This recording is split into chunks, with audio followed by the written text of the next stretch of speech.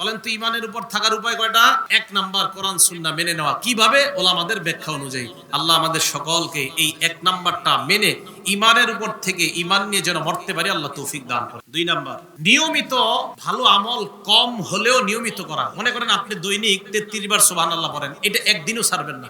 আপনার একটা অভ্যাস হলো আপনি প্রতিদিন 33 বার সুবহানাল্লাহ, 33 বার আলহামদুলিল্লাহ সালাত আদায় করার পর এগুলো পড়া, একদিনও আপনি এটা ছাড়বেন না। হঠাৎ আপনি ছেড়ে দিয়েছেন না, এটা যেন না হয়, বরং আরো বাড়াবেন আমল, কমাবেন না। সহিহ বুখারী হাদিস নাম্বার 5861 নাম্বার হাদিস, 5861। এই হাদিসের মধ্যে আসছে রাসূল আকরাম সাল্লাল্লাহু আলাইহি সাল্লাম বলেন, ইন্না আহাব্বাল আমাল ইলাল্লাহ, মন দিয়ে শুনেন, আল্লাহর কাছে সবচেয়ে প্রিয় আমল ওই আমল মা দামা ওয়া ইন কাল্লা, যেই আমলটা বান্দা নিয়মিত করে যদিও আমলটা কম হয়। একটা আমল যদিও কম কিন্তু বান্দা নিয়মিত করে, এই আমলটা আল্লাহর কাছে বেশি প্রিয়।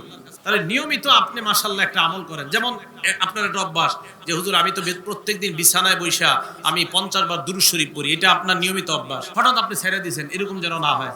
আপনি ডেলি পড়বেন, বরং পরের দিন আপনি 51 বার পড়বেন, পরের দিন 52, আমল বাড়াবেন, কমাবেন না। আল্লাহ আমাদের সকলকে বুঝার তৌফিক দান করেন। তাহলে বলেন ইমানের উপর থাকার, ইমান নিয়ে মরার কয় উপায়? এক নাম্বার কোরআন সুন্নাহ আঁকড়ে ধরা, দুই নাম্বার আমল নিয়মিত করা যদিও কম হয়, তিন নাম্বার ভালো মানুষের সোহবতে যাওয়া। বলেন কি বলছি?